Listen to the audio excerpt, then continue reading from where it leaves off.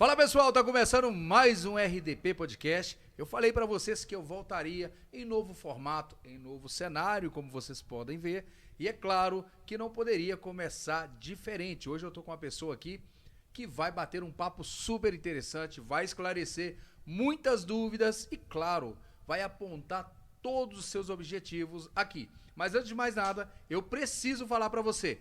Você que precisa de assistir aquela TV, assistir um futebol, todos os canais, filmes e série por um preço incrível, gente. Um preço incrível. Alken TV. Todos os canais, é isso mesmo, ó. Filmes, séries, futebol, Libertadores, por um. Ó, se falar que viu através do podcast e falar que foi, ó, eu vi lá no podcast do Cadu e com o convidado que eu vou falar aqui agora, você terá um desconto de R$50. O anual é R$200, você vai pagar apenas R$150. Então corre lá. Também não posso deixar de ofertar e falar do nosso patrocinador Master TH Game, ele que é um dos maiores, se não o maior da região, no que se diz respeito a artigo eletrônico, videogame, geladeira, TV, tudo que você precisa TH Game. Clica aqui no link abaixo e saiba mais, fala que viu no RDP Podcast. Agora, sem mais delongas, vamos bater o papo com ele, o nosso convidado especial, Rafael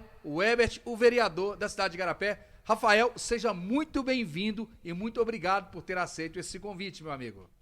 Obrigado, eu que agradeço, Cadu, pelo convite. É importante a gente levar informação para a sociedade e esse espaço que foi construído aqui, nesse formato, é muito interessante, que colabora com um dos princípios constitucionais, que é publicidade. Então, o que acontece? Eu agradeço pelo convite e espero que seja um bate-papo satisfatório para levar informação para a população igarapense. Mas antes da gente começar, Rafael, eu preciso te fazer essa pergunta. Assim como eu, aqui eu estou como host, apresentador, mas a população, principalmente aquelas que confiaram o voto no senhor, elas com certeza querem e precisam saber quem é o Rafael Webert. Cadu, o Rafael Webert é uma pessoa que veio de Contagem, vim para Igarapé aos 4 anos de idade, 4 para 5 anos de idade. Morei na região do Planalto até meus 12 anos, né, filho do José Mário e da dona Lucinete, na qual são responsáveis pela minha construção relacionada a princípio e a caráter. Pai de 2 filhos, tenho o Kaique Emanuel, né, meu filho mais velho, que tem 15 anos, pai da Lívia, de 4 anos, fez agora recentemente, e também a pai da Ana Lua, que é a princesinha do coração, que minha esposa já era mãe quando a conheci, e a gente tem esse carinho.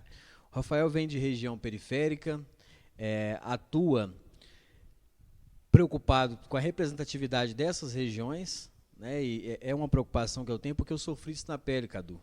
Eu convivi num bairro onde a gente não tinha um local para prática de futebol, onde a gente convivia com estradas de terra, com rios poluídos, e essa construção que fez eu buscar o caminho da vereança. Esse sofrimento que eu senti na pele, que as pessoas sentem nos dias de hoje, e eu estou tendo a oportunidade de representá-los. Rafael, mas eu acho que é o seu segundo mandato, é isso? Sim. Se eu não estou enganado, é o seu segundo mandato. O que você aprendeu no primeiro mandato? O que você acha, assim, olha, isso foi certo, eu acertei? E tem alguma coisa que você acredita que não é nem não fazer, né? Porque eu acredito que quem tá para fazer o bem, ele tenta acertar. Mas o que você acha que poderia ser feito de forma diferente e o que você aprendeu neste seu primeiro mandato? Cadu, o primeiro mandato ele é algo muito novo, né? Então eu venho de uma realidade totalmente diferente de atuação. Não sou de família tradicional na política, então eu não tenho pai, irmão, tio ou algum primo que já foi vereador, né, ou prefeito. Então a minha construção política ela se inicia ali em 2018, quando eu vou levar uma demanda para a Câmara Municipal, acabei conhecendo o vereador Caio Campos, fui fazendo alguns debates, apresentando algumas demandas da região que eu estou inserido, que eu moro, e daí surgiu essa vontade de participar da eleição. Quando eu venço a eleição e assumo esse mandato em 2021, eu identifiquei que algumas coisas não dependem apenas do mandato do vereador em si, porque tem gente que tem a separação do poder. O vereador tem o poder de pedir, de solicitar, mas compete ao executivo executar essas intervenções. Então eu vi que muitas coisas às vezes não acontecem, não porque o vereador não quer, mas porque demanda uma série de situações, além de orçamentárias. Então o que eu aprendi nesse contexto? Deixar isso bem claro para a população. Antigamente eu tinha essa dificuldade de expressar a competência de um vereador, e hoje eu falo isso com muita naturalidade. Eu acho interessante, importante que eu seja cobrado, mas dentro das competências que me cabem. Eu não posso ser cobrado porque uma obra não foi feita, porque o vereador não faz obra. Ele solicita que a obra seja feita. E nesse decorrer desse processo eu aprendi também de todas as ferramentas legislativas que eu tenho disponível para fazer o que me compete com excelência. Requerimentos, que são pedidos de informações para me ajudar na fiscalização, indicações indicando o Poder Executivo que tais intervenções são importantes para a população que demanda o meu gabinete, audiências públicas para ampliar a discussão com as comunidades. Inclusive a gente vai ter agora recentemente a discussão da Lei de Diretrizes Orçamentárias, na qual eu já estou elaborando um vídeo para convidar as pessoas para participar da discussão. Ou seja, a gente vai discutir o orçamento municipal. Então são técnicas que você vai adquirindo com a vivência de legislativo e buscando capacitar constantemente, que é o que eu fiz no primeiro mandato. Ficou bem claro, mas eu quero fazer uma observação nisso que você pontuou. Nós sabemos que não compete a execução de determinado assunto, vamos falar obra, mas a gente sabe que um mandato ele não se resume à obra, sim, tá bom? Isso. Mas eu estou usando esse termo obra justamente para que fique claro para quem estiver nos assistindo. Muitas vezes o que acontece, e aí eu não estou falando Rafael, estou falando no contexto geral.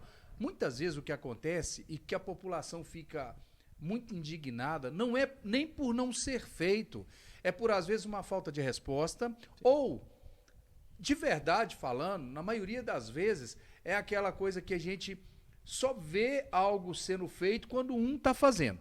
Quando um levanta uma bandeira, vários levantam, e aí depois, eu até fiz um vídeo recentemente no Resplendor do Povo, que eu falei, quem é o pai dessa obra? Por quê? Mas quando várias pessoas apontam, esse projeto, e todo mundo tem um papel, né? Você não acha que dentro da Câmara, né? Você acha que não falta um pouquinho mais dessa proximidade do Legislativo com a população? E quando eu digo essa proximidade, não é que tem que estar lá todo dia batendo na porta, não é isso que eu estou querendo dizer. Você não acha que deve haver um pouco mais de diálogo? E você tem essa proposta no seu mandato? Cadu, quando eu falo a questão de obras, é porque, infelizmente, às vezes é atribuído ao mandato legislativo se a obra foi ou não foi executada. Mas o vereador tem uma responsabilidade muito grande sobre essa obra. E de que forma? Fiscalizar se ela está sendo executada, por que houve a paralisação, indicar ao executivo ou buscar informações usando a ferramenta legislativa correta, que seria o requerimento. A outra parte importante, o vereador, de fato, ele não pode realizar a obra, mas ele pode fazer uma provocação à população para participar com ele desse diálogo.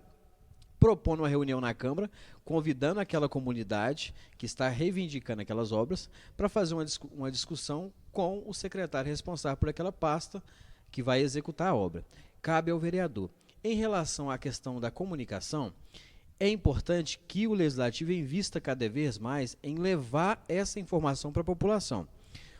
A Câmara, atualmente, ela deu uma melhorada no que tange a comunicação, está tendo mais informativos, né, quem tem acompanhado o perfil oficial da Câmara, quem não estiver acompanhando, solicito que acompanhe, que é importante ter acesso a essas informações, e também é importante acompanhar o Instagram dos vereadores. Por quê? O Instagram ele é uma ferramenta importante para que o cidadão possa cobrar o vereador e acompanhar se o vereador se mobilizou para resolver aquela demanda. Nesse contexto, na minha proposta de mandato, e é algo que a gente já construiu o modelo e em breve a gente vai estar divulgando essa aplicabilidade, é a questão do mandato coletivo. A gente quer identificar lideranças em todas as comunidades de Igarapé. Por quê? A liderança ela vivencia a realidade daquela comunidade. Ela vai ficar responsável de forma voluntária de fazer esse levantamento e fazer a mobilização da região e o vereador vir para absorver as demandas e buscar a solução, de forma conjunta, porque a política ela é feita não por uma mão, são diversas mãos.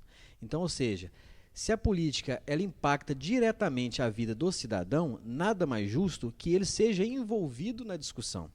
O que eu acho que nesse mandato agora que eu estou propondo fazer e irei fazer logo agora nos próximos dias, a gente já vai iniciar essa proposta, a aplicação dessa proposta que a gente fez em campanha, é de tentar aproximar o morador dos parlamentares. E aí fica a critério de cada morador de identificação pessoal. Tem uns que identificam mais com o vereador A ou o vereador B, mas eu quero que o meu gabinete esteja disponível para quando eu for demandado. Olha, Rafael, tem demandas no bairro Resplendor. Eu quero sentar com você e discutir. Eu venho na comunidade, a gente organiza a reunião, debate, anota todos os pontos, fazemos relatório, definimos quais ferramentas vamos utilizar para trazer a resposta para o cidadão, mas de forma técnica, coerente e eficiente. E dentro desse mesmo assunto, eu vou estender a pergunta. Qual que foi a sua maior dificuldade no seu primeiro mandato? Porque nem tudo são flores, né, Rafael? Quem dera que tudo fosse da melhor forma, né? Infelizmente a gente sabe que tem obstáculos, mas qual que foi a sua maior dificuldade, o seu maior obstáculo, o seu maior a pedra no sapato? Você pode falar isso pra gente? Porque às vezes ficou alguma interrogação ali e acaba que o cidadão, o povo, ele, poxa vida, por que isso não aconteceu? Qual que foi a sua maior dificuldade? Olha, a minha maior dificuldade, que eu costumo frisar sempre, foi a timidez. Logo quando eu iniciei o mandato, eu tinha muita dificuldade de falar na tribuna, de falar publicamente, porque não era algo do meu convívio. Eu, antes de estar vereador, eu trabalhei algum tempo, a gente tinha um caminhão 3/4, agregamos ele para fazer entrega, então eu ficava na estrada, era eu e o caminhão. Depois também trabalhei em metalúrgica, que era eu e a máquina que eu operava. Então, nesse contexto, falar para um grupo grande de pessoas não era algo comum para mim. Mas no decorrer do processo e sendo exposto a que você tem que se posicionar nas pautas que chegam na Câmara, eu comecei a tratar isso com mais naturalidade. Claro que ainda não sou um expert comunicador que tem essa tranquilidade, mas consigo hoje passar a mensagem que eu quero passar para as pessoas que estão ali, defendendo algo que eu acredito. O outro ponto que foi um ponto que eu também entendo que foi de dificuldade de início de mandato, é por não vir de família tradicional na política, tudo para você é novo. Então, ou seja, você na política na Câmara são 13 vereadores e, de certa forma, são gabinetes diferentes. Você tem que buscar conhecimento para que você tenha opinião própria. Então, nesse contexto, os 6 primeiros meses de mandato, eu tive essa dificuldade, mas uma dificuldade assistida. Por quê? Porque eu tenho, graças a Deus, essa amizade com o Caio, que é professor, o Caio Campos, e fiz cursos com ele também. E por ter essa proximidade, eu tinha a oportunidade de pedir informações de uma pessoa que poderia me passar uma visão técnica, que era o que eu queria. Eu não queria uma visão política do que acontece internamente. Eu queria uma visão técnica e, em cima disso, eu entendendo o processo, eu tomar as melhores decisões. Foi as maiores dificuldades. A questão de não ser de família tradicional e também a questão da timidez.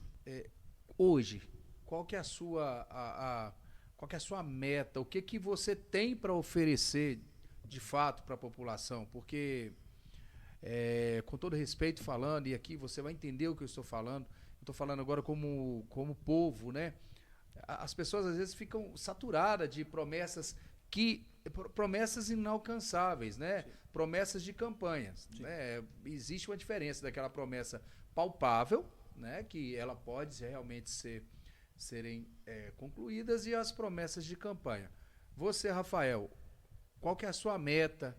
O que a população pode esperar do seu mandato? Nós teremos outros assuntos no decorrer da nossa conversa, porque aqui também, pessoal, quero deixar muito claro que eu não estou aqui nem atirando pedra, mas também eu não estou aqui para falar só bem aqui eu não estou apontando, tampouco estou privilegiando. Aqui é um bate-papo com o Rafael, onde ele tem uma oportunidade de falar o que de fato a população pode esperar dele. Nesse segundo mandato, Rafael, o que você preparou? Qual que é a sua maior luta nesse segundo mandato? Cadu, contextualizando a pergunta, no primeiro mandato, como bem disse numa fala anterior, eu aprendi muito as melhores ferramentas para utilizar. E por ter aprendido e estudado bastante, lembrando que eu estudei antes de me candidatar a primeira vez, eu já comecei um estudo para saber as funções e no decorrer do processo fui me capacitando. Então, na construção do mandato, eu já tinha uma experiência adquirida de 4 anos de mandato. Eu pautei fazer as minhas promessas de campanha dentro do que compete ao vereador. O que às vezes eu sempre falo isso com as pessoas.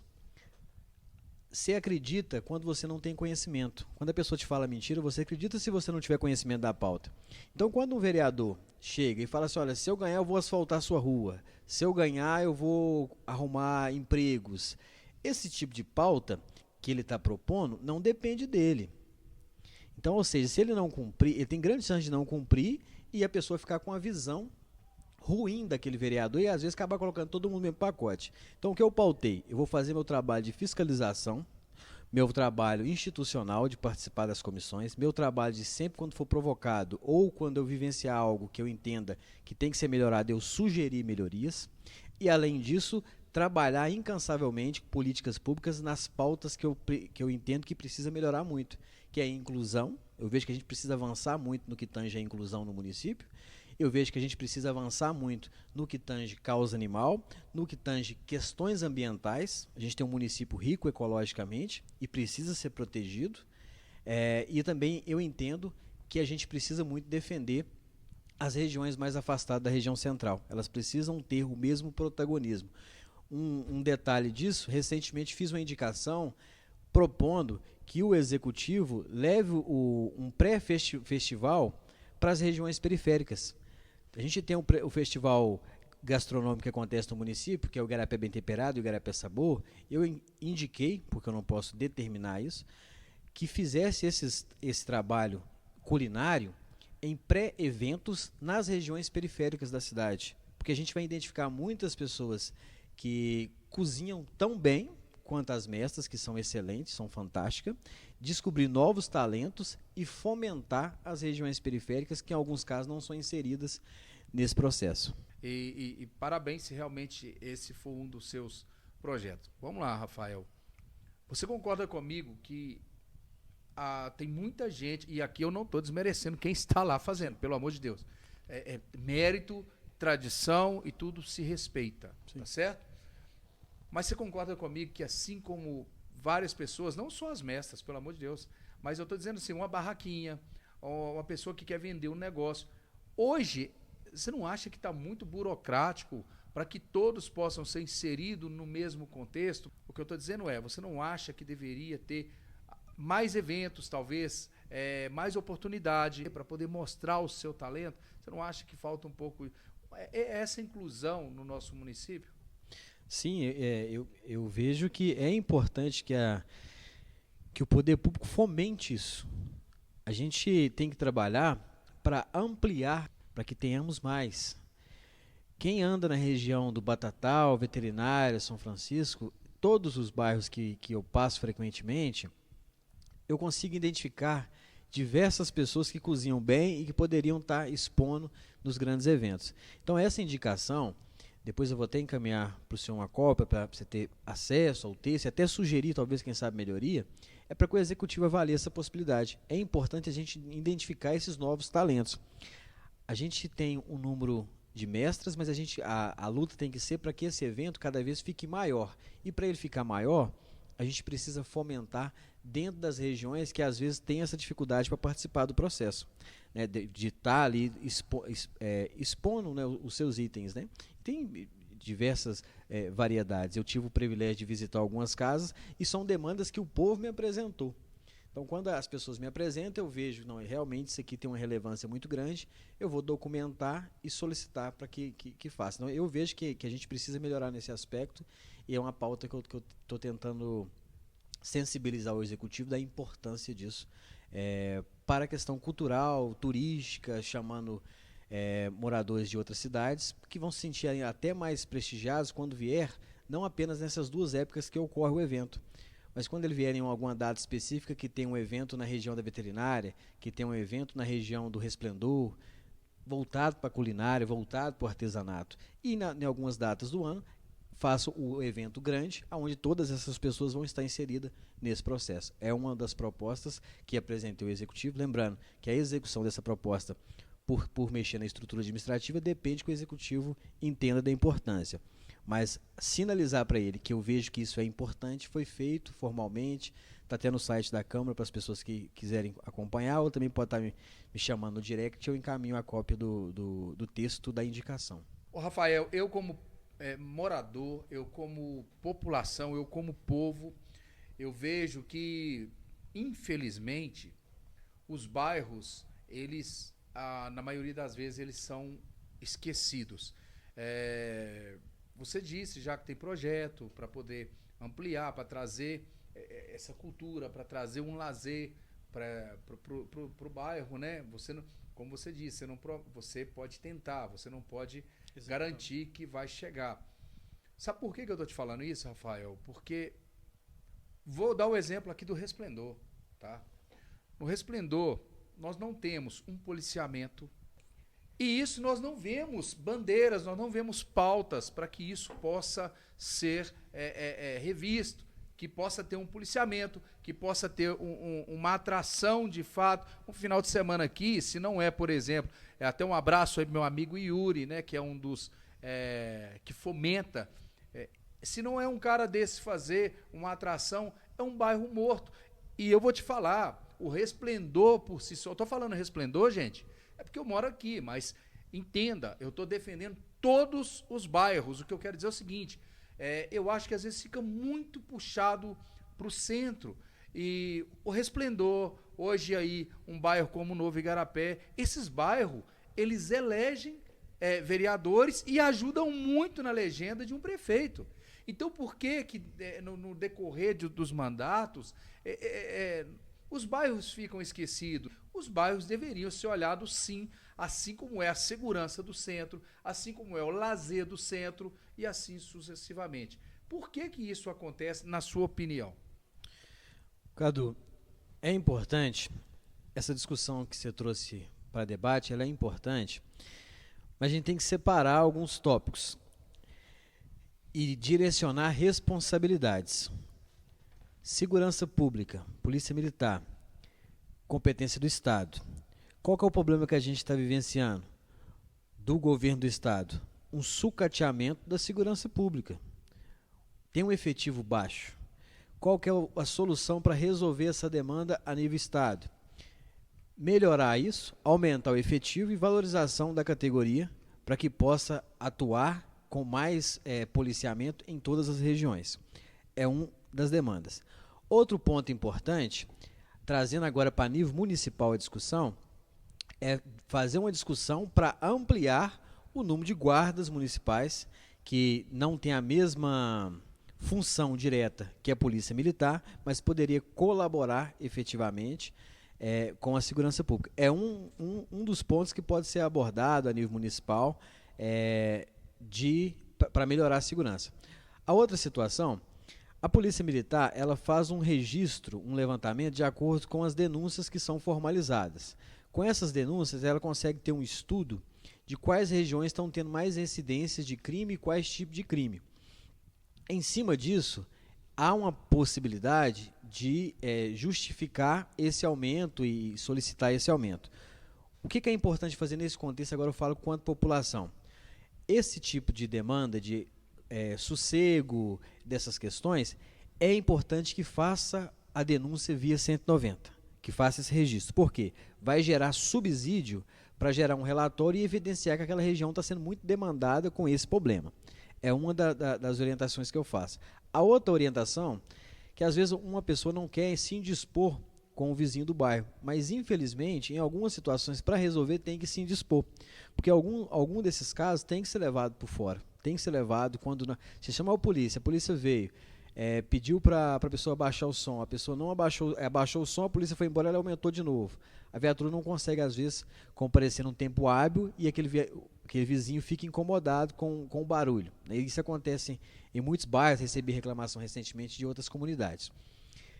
Então é importante que leve para o judiciário, porque aí a pessoa possa responder no fórum, possa ser demandada nesse aspecto. Em relação às atrações culturais nas comunidades, é um ponto que é de competência do município, sim, e o município tem que melhorar nesse aspecto. A gente teve, num momento recente, que levava, eu não lembro o nome do projeto, levava essas atrações para as comunidades, e rodou diversos bairros, era uma iniciativa muito assertiva. Por algum motivo, ela não vem acontecendo corriqueiramente mais.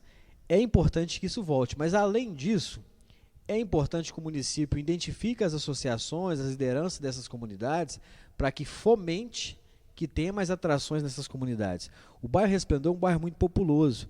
Ter atração nesse bairro, como diversos outros bairros, você, além de trazer lazer, você gera economia local. Então, é uma pauta que precisa ser discutida e, aproveitando a oportunidade, a gente está com uma discussão na Câmara sobre fomentação da cultura. Não é um projeto exclusivamente voltado para essa questão de bairros, assim, de levar para os bairros, mas por esse projeto em si a gente vai promover uma discussão para escutar as comunidades, porque é através da escuta que a gente vai propor propostas mais assertivas. Então eu já faço o compromisso com quem está escutando, que em breve, né, a gente vai fazer essa divulgação para fazer uma audiência pública para discutir sobre cultura, sobre lazer nas comunidades. E é importante que a comunidade participe dessa discussão, porque é a comunidade que ela constrói as melhores políticas, porque ela vivencia na pele. Então é importante que participe e em breve eu vou estar divulgando, né, para as pessoas participar e sugerir melhorias nesse aspecto que, de fato, eu concordo com você, precisa avançar.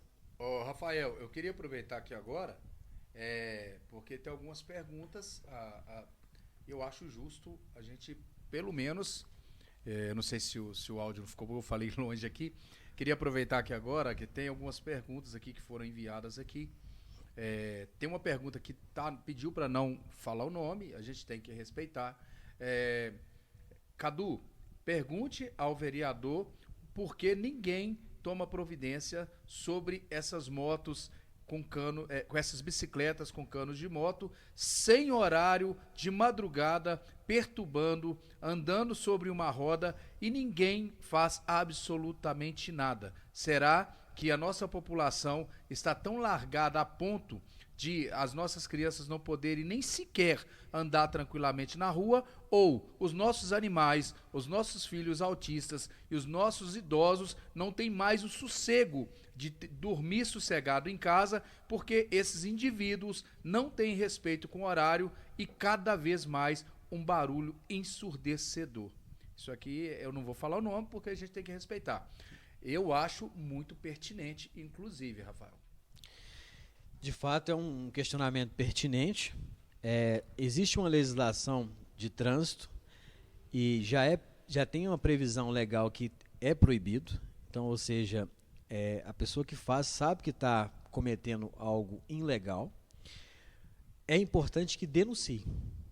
E dependendo do contexto que estiver acontecendo, a população ela precisa buscar apoio também. Ela precisa buscar apoio também na Câmara. E por que é importante isso? Mesmo que não queira se justificar, se dispor, faça um documento, protocole na Câmara e diga: meu bairro está acontecendo isso referente às motos. Por quê? Quem que cuida dessa parte de notificar, de multar ou de recolher a moto ali em si? Polícia Militar. E aí a gente promove uma discussão com a Polícia Militar para ver se ela pode fazer naquela região, juntamente com a Engaratrans, alguma blitz de conscientização e também uma blitz para punir, de fato, sem ser aviso prévio, porque é educativo, o ideal é que avise previamente para que a pessoa participe, mas essas mais punitivas, igual acontece em diversos pontos da cidade, as blitz, para punir, porque já existe previsão legal para essa punição. Perfeito, Rafael.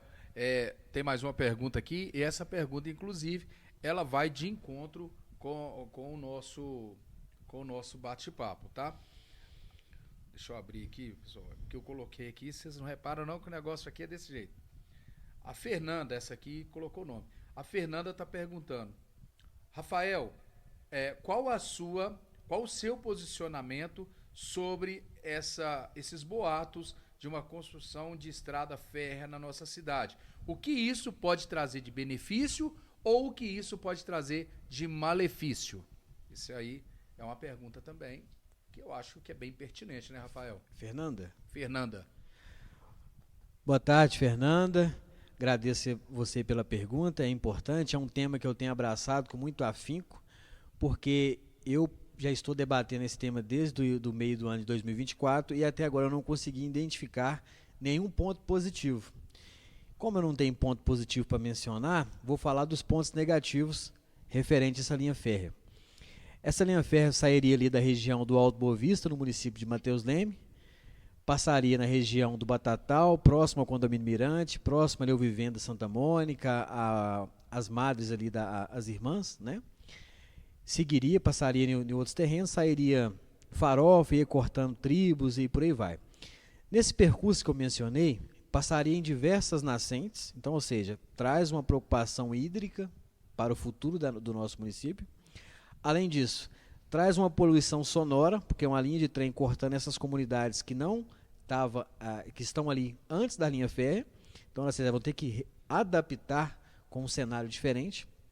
Traz uma poluição da poeira do minério, que vão ir para essas casas, pessoas que às vezes escolheram essas regiões para morar, para descansar, aposentou, comprou uma chácara, comprou um terreninho, quer ali ter seu sossego, e agora se deparam com essa questão de linha férrea.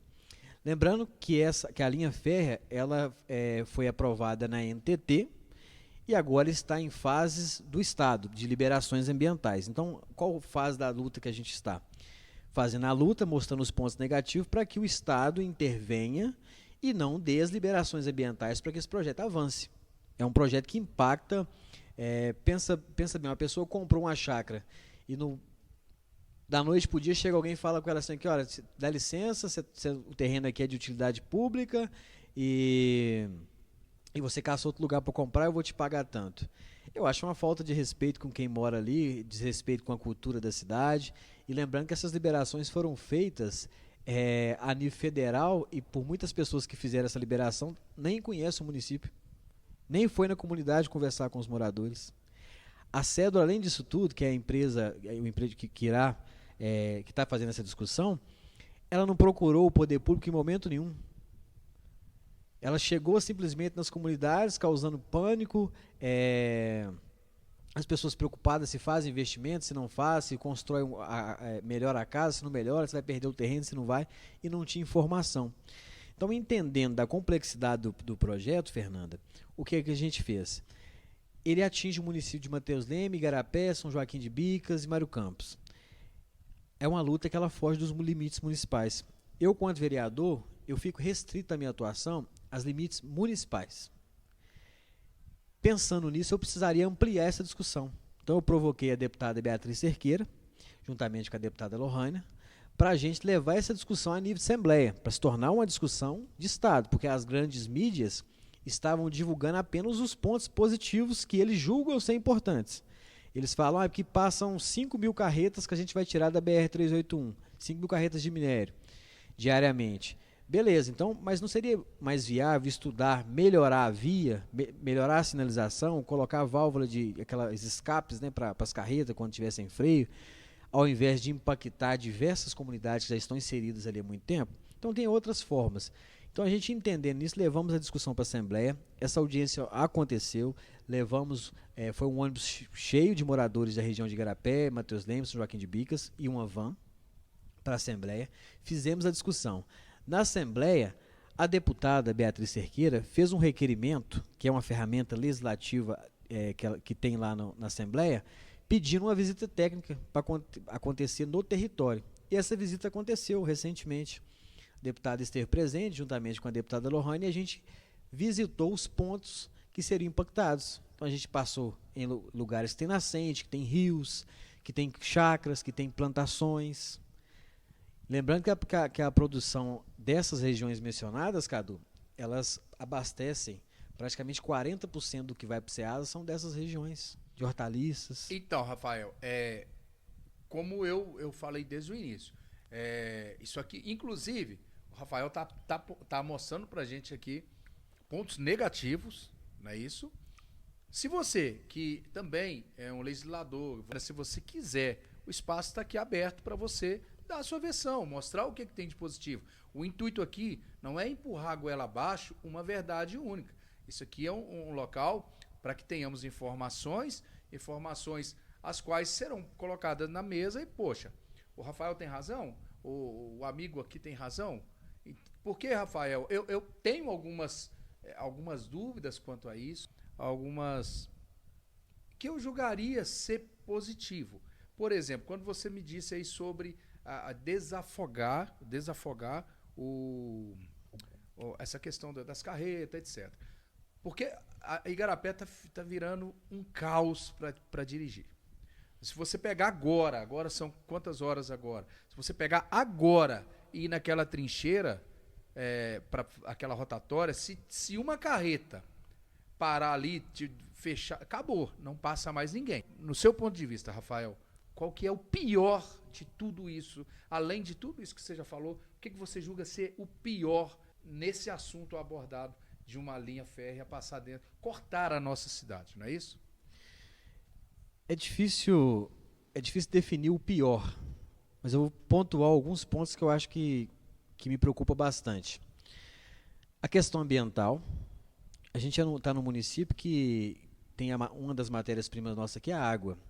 Se elas são impactadas, isso reduz o número de água que vai para o reservatório de Serra Azul, que abastece a região metropolitana como um todo. Essa parte é a parte que mais me preocupa. A outra parte que me preocupa é a questão social. Porque eu estou falando de pessoas que têm terrenos, que às vezes trabalhou a vida toda para adquirir um terreno, e uma linha férrea corta, eles vêm e compram o que eles entendem que é interessante para eles. E o restante do seu terreno acaba não tendo mais validade nenhuma. Então, se você tem um terreno de 10 mil metros e ele comprou 5 mil metros, os outros 15, o valor de mercado dele caiu. Esse é o ponto social que me preocupa bastante. A outra parte que me preocupa também é porque existe uma discussão, isso já vem há muitos anos, que a atividade mineral ela tem um prazo determinado para finalizar, porque a matéria-prima, o minério, ele não é uma matéria-prima infinita, ele é finita e vai acabar. E já foi apresentado estimativo de 20 anos, de 30 anos. Se vem a linha férrea, com o avanço da tecnologia, com mais facilidade para exploração mineral, essa quantidade, essa estimativa, ela pode reduzir. Então vamos pensar que com essa redução caia para 30 anos ou 20 anos. Então a gente tem esse impacto grandioso, que é irreversível. Passou 30 anos, a gente não tem mais atividade minerária e a gente tem uma linha férrea cortando o município que vai servir para quê? Para fazer foto de ensaios, né? Porque as pessoas gostam desse cenário, mas além disso, mais nada. Não vai ser uma linha férrea que vai ser utilizada para transporte de pessoas, nem nada disso. Então, a priori, o que me preocupa muito é a questão ambiental, pelo que eu vivenciei estando ali inserido na visita técnica. A outra situação, Cadu, que eu gostaria de frisar, é que todo empreendimento ele traz alguns impactos. Quando o empreendimento traz alguns impactos, geralmente ele traz um impacto, mas ele tem uma justificativa econômica para o município. Eu trouxe esse impacto aqui, mas o município vai aumentar a arrecadação em X milhões, que vai ser possível fazer isso, isso e isso. Esse empreendimento em si, ele traz só impacto. A arrecadação do município continua a mesma. A gente aumenta os problemas, porque uma cortina de poeira cortando o município aumenta o problema respiratório, mas a gente não tem na parte econômica para subsidiar e melhorar a questão da UPA, a questão dos postos de saúde. Então, ou seja, eu vejo que esse projeto em si, ele é bom só para Cedro, na minha opinião. Certo. E a pior parte é que ele é um projeto que foi construído sem dialogar com o município de Igarapé. Pegando um gancho nessa fala que você disse aí, a questão da saúde, né, Rafael? A questão da saúde também é algo... A gente sabe que a saúde ela é um caos no Brasil inteiro, tá? E aqui eu não estou aqui para falar que é só Igarapé que tem problemas, só Bicas que tem. mas existe uma conversa, né, sobre terceirização da UPA, né? Como que você enxerga isso? O que a população pode esperar disso? Que conversa é essa? É algo real? É só conversa? O serviço público, Rafael, na maioria das vezes, não é nem tanto pela instituição. A maioria das vezes é uma falta de fiscalização, é uma mão de obra que acha que está ali fazendo favor para o povo, sabe? A gente vê muitos casos, não estou generalizando, muitos casos de nem um bom dia, nem uma boa tarde, né? E isso mina quem está ali esperando numa fila, isso mina o indivíduo que está com a criança ali no colo e muitas vezes tem a possibilidade de ser atendido, porque não é a instituição, é o atendimento, é a mão de obra, é a mão humana, né? Então essa questão de terceirização, essa conversa é real e se for, quais benefícios a população terá? O que você pode falar sobre esse assunto? Cadu, de fato, tem uma discussão sobre a terceirização. A terceirização já aconteceu. A UPA está terceirizada no momento. A gente, quando está na vereança, se é demandado para ir em setores da saúde, para acompanhar, para fiscalizar, para ver o que pode ser melhorado. Nesse processo, a gente identifica que pode ser que entre um ou outro profissional, tenha um profissional que seja ruim, que isso tem em todos os espaços. Tem vereador bom, vereador ruim, tem presidente bom, presidente ruim, todos os espaços. Tem o bom e tem o ruim. E no cenário também do servidor também não é diferente. Claro. Porém, alguns desses servidores, em alguns casos, são sobrecarregados. Porque você tem um grande número de pessoas para atender, talvez com um número pequeno de profissionais para aquela demanda. Em relação à terceirização, o meu entendimento, se for para melhorar o atendimento para o cidadão, e essa melhora também não justifique sucateamento do servidor, eu não vejo problema nenhum. Mas exemplos que a gente tem de diversos municípios que tomaram mídias aí grandes de discussão de terceirização são negativos. A gente tem sucateamento do servidor com baixos salários, atraso de pagamento, qualidade de insumo ruim, caos na saúde. A ideia de terceirizar, na minha opinião, é você terceirizar o problema. Porque quando você tem um espaço terceirizado, se ele estiver ruim, a culpa é da terceirizada, você vai lá e notifica a terceirizada para ela se adequar. Quando compete você fazer a gestão do espaço, se está ruim, a culpa é sua. Esse é o meu entendimento quanto terceirizada. E a outra situação também é que se vai terceirizar, para ser justificável, tem que gerar economia. Porque senão não justifica. Você terceiriza, o salário do servidor cai, mas o custo com a saúde aumenta, não fecha os ponteiros.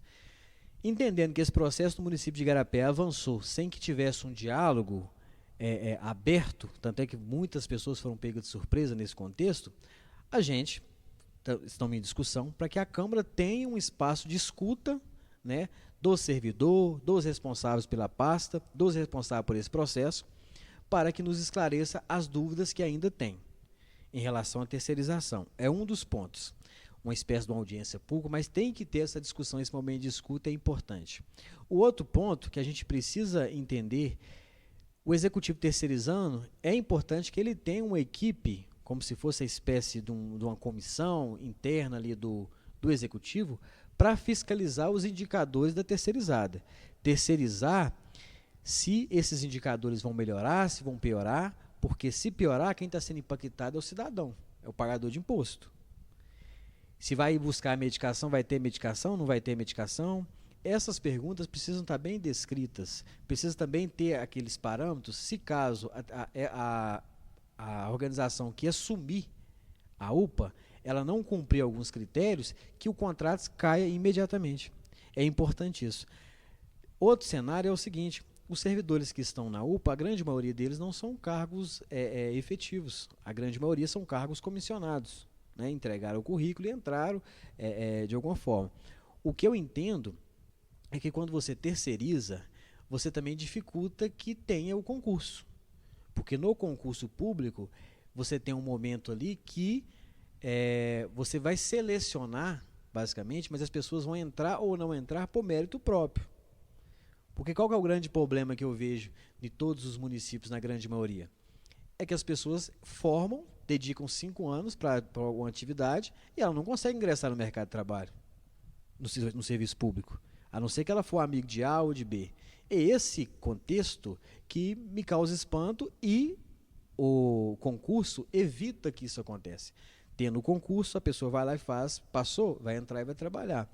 Basicamente é isso. Mas relacionado à questão da terceirização em si, só a título de informação, ela já aconteceu e o que a gente está fazendo agora é requerendo algumas informações e ampliar a discussão para que o processo seja benéfico para todas as pessoas envolvidas, servidor e cidadão, principalmente cidadão que demanda desse serviço constantemente, né, ali, que é uma parte sensível à saúde. Quando você está doente, você precisa do atendimento e precisa dele com qualidade, e eu quero que em algum momento a gente sente para discutir saúde, para falar sobre ampliação, para falar sobre pediatria, para falar sobre mais consultórios médicos e não sobre terceirização. A questão da saúde, nós sabemos que é um caos, já disse isso, no Brasil inteiro. Igarapé, eu sinceramente falando, tá? Nós temos planos aí privados que tá sucateado, que se paga caríssimo e tem um péssimo atendimento. Você vai pegar fila, vai ter fila de espera. Então eu não posso ser injusto aqui de falar também, principalmente da UPA de Igarapé. Volto a dizer, o que estraga o mecanismo é a mão humana, é a mão de obra humana. Mas a engrenagem, no frigir dos ovos, eu acho que, a minha opinião, tá? Eu acho que a UPA de Igarapé, ela presta um excelente trabalho, tá? É o meu ponto de vista. Lembrando que isso é um serviço público, é o SUS, tem todas as dificuldades que o SUS pode ter. Mas a minha opinião é que, com todos os problemas, a UPA de Igarapé é uma UPA, sim, diferenciada, tá? Essa é a minha opinião. Cadu, é importante a sua opinião e ela baliza a minha preocupação, porque se o senhor tem essa percepção, eu quero que o senhor continue tendo ela mesmo após terceirizar, mesmo com a terceirização. A minha preocupação é só se terceirizar e a qualidade cair. Essa é a minha preocupação. Porque se não houvesse a terceirização, a minha discussão seria de ampliação do serviço. Eu vejo que tem profissionais ali fantásticos. Tem profissionais ali com capacidade e que, se talvez o salário dele reduzir, ele saia da atividade ali e vai procurar um outro município. Qual que é o risco disso? Da gente ter na UPA de Igarapé só profissionais formados. Por quê? Os que têm 10 anos, 12 anos de trabalho no município, optar por buscar outros locais para trabalhar, porque entende que o salário não é mais atrativo.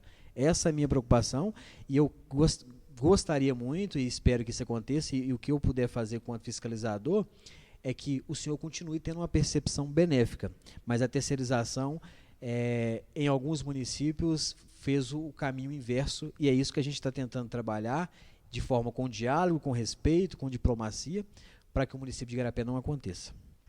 É isso, Rafael, nós falamos sobre vários assuntos aqui. Você falou já sobre parcerias, né, que você buscou. Para encerrar esse bate-papo, essa conversa que eu acho que foi bem produtiva, acho que tirou dúvidas de muitas pessoas. As suas parcerias hoje, elas são parcerias ativas ou são parcerias com fins eleitorais?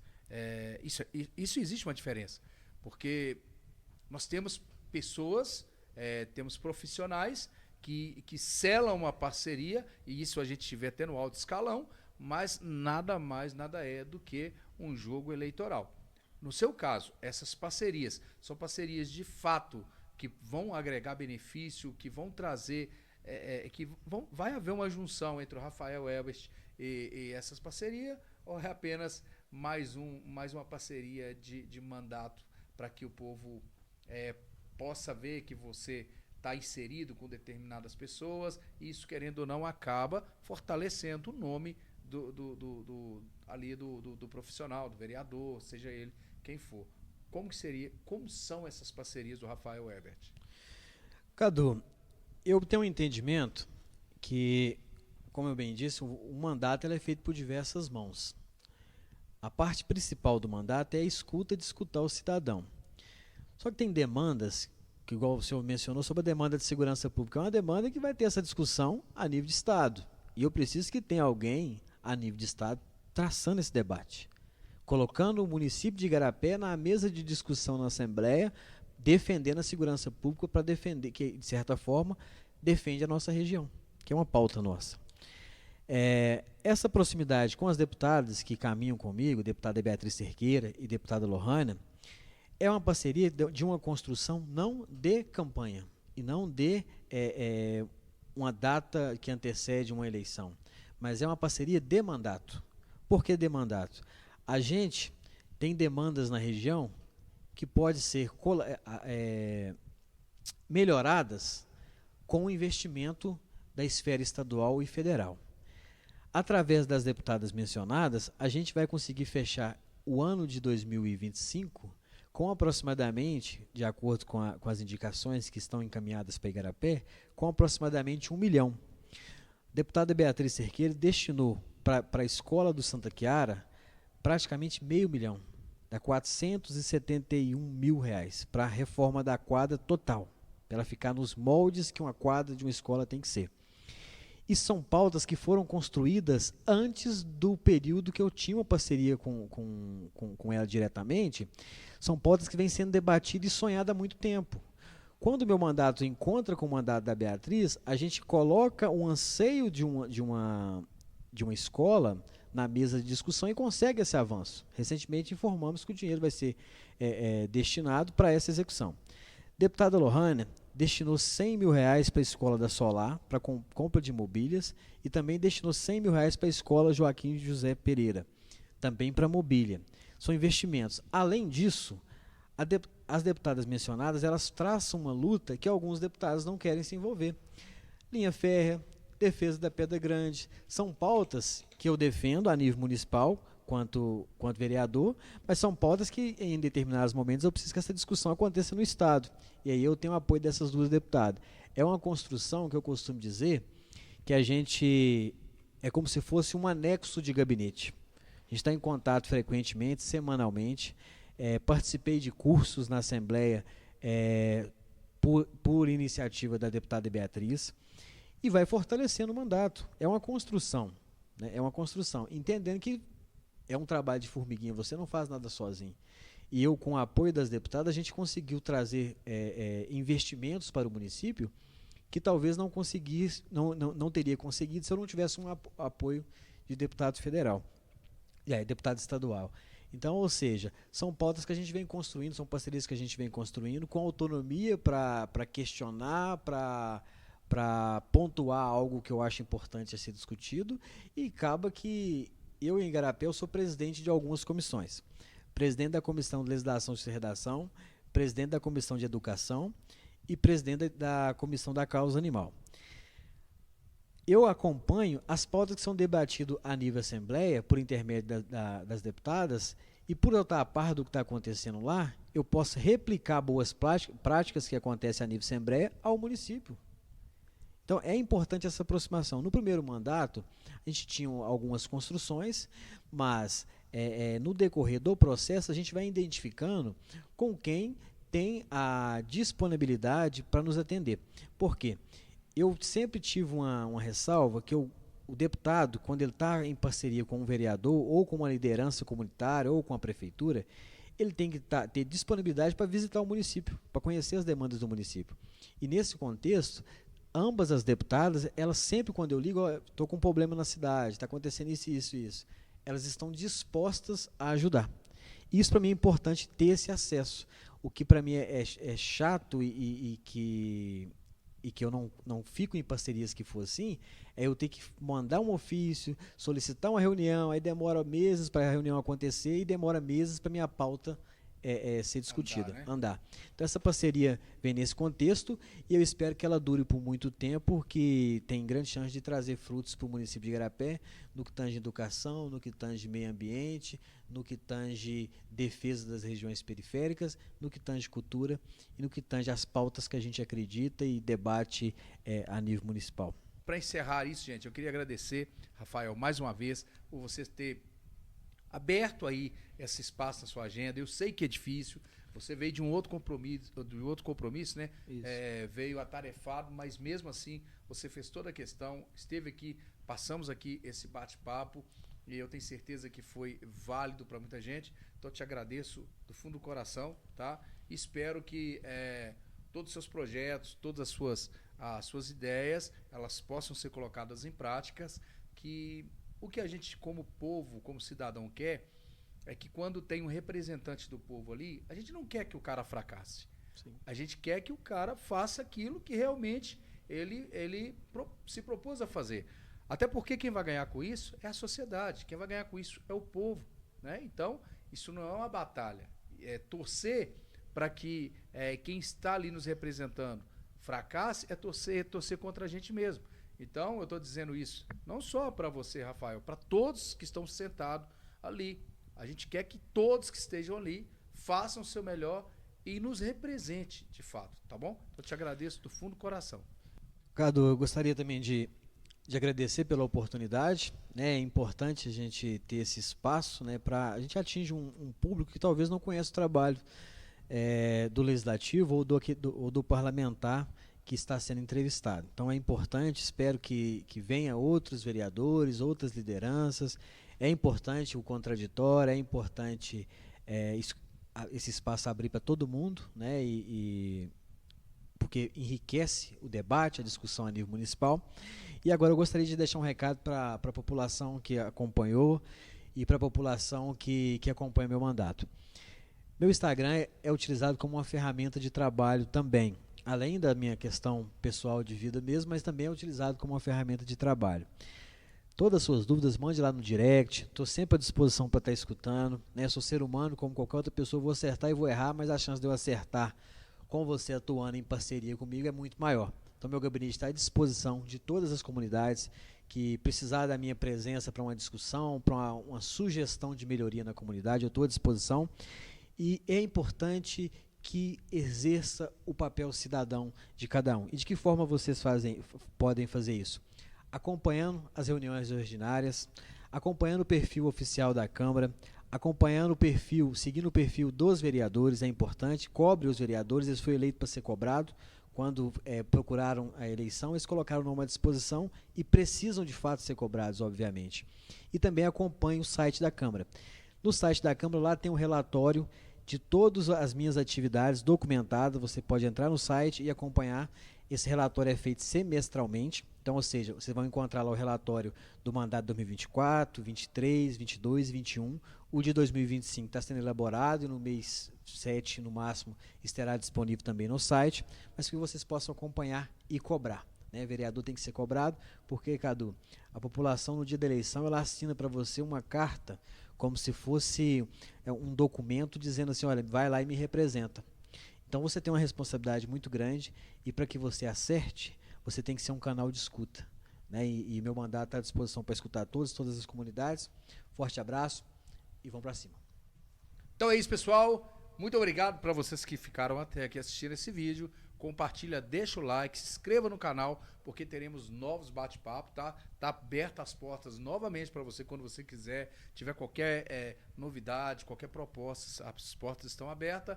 E para você que ficou até aqui, um grande abraço e a minha sincera gratidão. Então, até o próximo vídeo e eu fui!